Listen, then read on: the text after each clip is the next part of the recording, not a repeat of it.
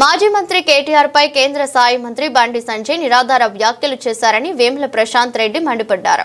ఈ సందర్భంగా బండి వ్యాఖ్యలను ఖండిస్తున్నామని చెప్పారు. ఫోన్ ట్యాపింగ్ లో కేటీఆర్ కు సంబంధం లేకున్నా బండి సంజయ్ అనవసర ఆరోపణలు చేస్తున్నారని మండిపడ్డారు. కేటీఆర్ చాలాసార్లు ఇదే విషయం చెప్పారని గుర్తు చేశారు. ఫోన్ ట్యాపింగ్ అధికారులకు సంబంధించిన అంశమని పలుమార్లు చెప్పారని తెలిపారు. ఒక కేంద్ర మంత్రి హోదాలో ఉండి బజార్ భాష మాట్లాడుతున్నారని ఆగ్రహం వ్యక్తం చేశారు. ఆ పదవికి ఉన్న స్థాయి గౌరవాన్ని బండి సంజయ్ తగ్గిస్తున్నారని విమర్శించారు.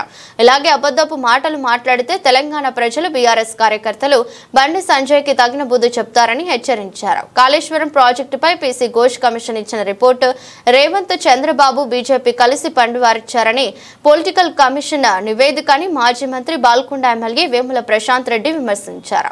ఆ కమిషన్ రిపోర్ట్ ఒక ట్రాష్ అని అది కోర్టులు చెల్లనేరదని పేర్కొన్నారు. ఆ నివేదిక సీల్డ్ కవర్ లో ఉండగానే అందులో ఏమున్నదో పీసీసీ అధ్యక్షుడు మహేష్ కుమార్ ముందే అలా చెప్పారని ప్రశ్నించారు.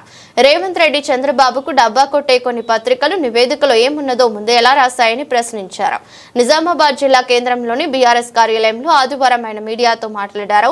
మేడిగడ్డను పన్నబెట్టి మనకచర్ల కోసం గోదావరి నీళ్లను దోచిపెట్టి ఏపీ సీఎం చంద్రబాబు గురు దక్షిణగా ఇవ్వటం కోసమే తెలంగాణ సీఎం రేవంత్ రెడ్డి కాళేశ్వరంపై దుష్ప్రచారం చేస్తున్నారని ధ్వజమెత్తారు. కాళేశ్వరం ప్రాజెక్టులోని ఒక బరాజ్ లో 2 పిల్లర్లు కుంగిపోతే దానిని బాగు చేసి రైతాంగానికి నీరు ఇవ్వాల్సింది పోయి ప్రాజెక్టు మొత్తం కొట్టుకుపోయిందని అవినీతి అంటూ రాద్ధాంతం చేస్తున్నారని మండిపడ్డారు. బండి సంజయ్ కూడా ఇష్టం వచ్చినట్టు మాట్లాడుతున్నాడు మా కేటీఆర్ గారి మీద.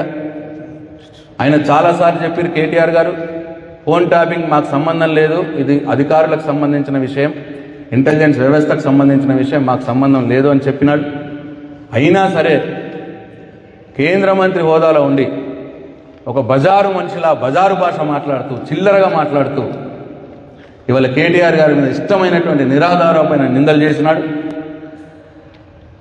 నువ్వు అట్లనే మాట్లాడితే బండి సంజయ్ నీకు ఆ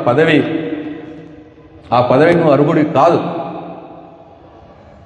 ఆ పదవి గౌరవం పెంచు, నోరు జాగ్రత్తగా పెట్టుకోవాలని చెప్పి నేను బండి సంజయ్ని హెచ్చరిస్తూ ఉన్నాను. లేకపోతే తెలంగాణ ప్రజలు బీఆర్ఎస్ పార్టీ కార్యకర్తలు నీకు బుద్ధి చెప్పే రోజు దగ్గరలోనే ఉన్నది అని చెప్పి నేను బండి సంజయ్ని హెచ్చరిస్తూ